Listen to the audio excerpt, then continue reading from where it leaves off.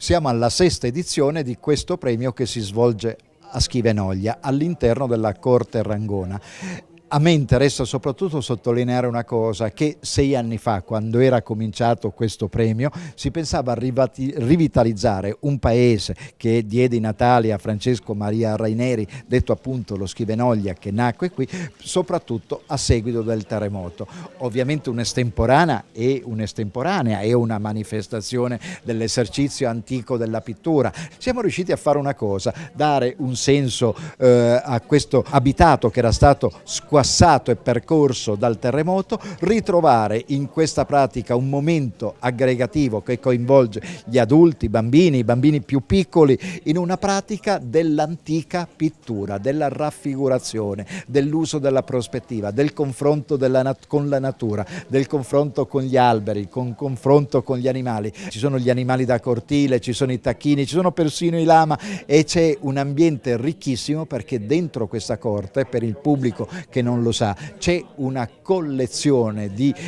oggetti che appartengono al passato, dalle antiche biciclette dei postini alle antiche biciclette dei medici condotti, da quelli che vedevano le persone percorrere le strade mantovane in lungo e in largo con dei mezzi semplicissimi, e con mezzi semplicissimi i pittori restituiscono un esercizio antico della pittura, mostrando la bellezza di questi spazi e riunendosi in una convivialità che è festa di popolo, festa della Repubblica. Corte Rangona è un'azienda del 1680, caratteristica del Basso Mantovano, dove io dedico le mie passioni, diciamo i miei hobby,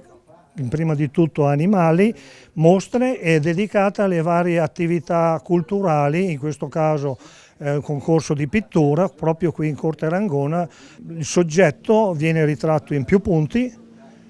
vari angoli, varie prospettive, proprio il fine di caratterizzare questa struttura. Una iniziativa culturale, artistica, oramai consolidata sul nostro territorio. Ci sono sempre pittori di un certo livello che partecipano, quest'anno sono 34 i pittori adulti, ma abbiamo anche organizzato delle manifestazioni per i ragazzi più giovani e per i bambini quest'anno, per cui avremo in pratica 3 gruppi di partecipanti, bambini da 6 a 12 anni e ragazzi da 12 a 18, e poi gli adulti che avranno una graduatoria particolare con una giuria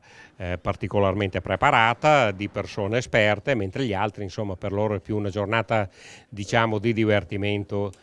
Qualcuno riceverà anche un premio un po' più di valore, ma insomma in realtà noi dedichiamo il massimo del nostro sforzo per gli adulti. Credo che questa iniziativa, salvo particolari imprevisti, insomma, proseguirà anche in futuro.